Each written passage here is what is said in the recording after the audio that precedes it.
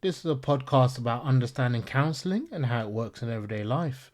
In this episode, we'll explore why some environments feel easier to be in than others, and how everyday settings can either reduce or increase emotional strain without us fully realizing it. Most people can sense this difference immediately. You walk into one space and feel yourself settle. Your breathing slows, your attention widens. You don't need to monitor yourself in the same way. In another space, nothing is obviously wrong, yet your body stays slightly alert. You're more aware of how you're coming across. You feel the need to stay switched on. These reactions are rarely about the environment in a simple sense. They're not just about noise, lighting, or comfort, although those things can matter. What's usually at play is how much emotional adjustment the environment is asking of you. Some environments make expectations clear, roles are defined, boundaries are understood. You know what's expected and what isn't. When expectations are clear, the system can relax because it doesn't have to keep scanning for cues. Other environments are less clear. You may not know how much is required of you. You may need to read a room constantly. You might be unsure when to speak, when to hold back, or how your actions can be received. That uncertainty increases emotional effort. This is why two places that look similar on the surface can feel completely different internally. You might notice this at work. One team feels manageable even when things are busy, another feels draining even on quieter days. Often the difference isn't the workload, it's clarity. How much is assumed, how much is left unspoken. The same applies socially. Some gatherings feel easy because you don't have to perform or manage yourself. Others feel tiring because you're adjusting continuously.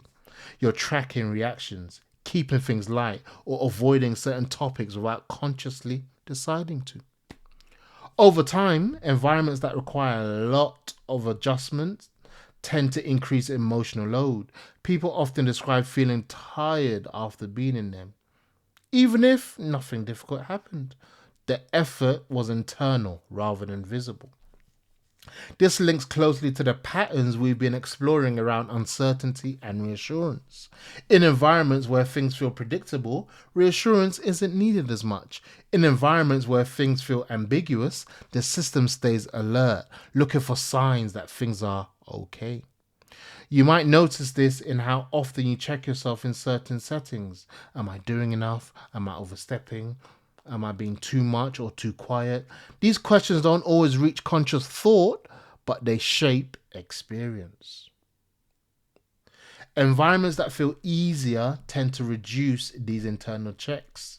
There's less need to manage impressions or outcome. People can be more present because less energy is spent anticipating or correcting. Counseling pays close attention to this because change doesn't happen in isolation. How someone feels in a session is influenced by how much emotional work the space requires. A consistent, predictable environment allows internal patterns to emerge without being amplified by external demand. Over time, people often become more sensitive to how environments affect them. They notice when they feel more settled and when they feel more activated. This noticing isn't about avoidance, it's about understanding what supports regulation and what taxes it.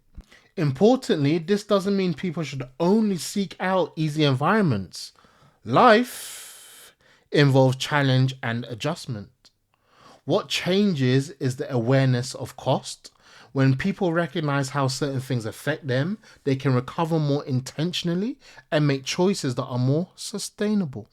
Another subtle shift is how people respond when an environment feels demanding. Instead of assuming something is wrong with them, they recognize the demand itself. That recognition reduces self criticism and prevents emotional load from being unnoticed. Understanding the role of environment helps explain why progress can feel uneven. You may feel settled in one context and activated in another. This isn't regression, it's responsiveness. As this awareness develops, people often find that environments don't have the same power they once did. They still register differences, but the impact is less overwhelming. The system becomes more flexible. In the next episode, we'll extend this by looking at how everyday demands like responsibility, expectations, and roles interact with emotional patterns, and why some roles feel heavier than others over time.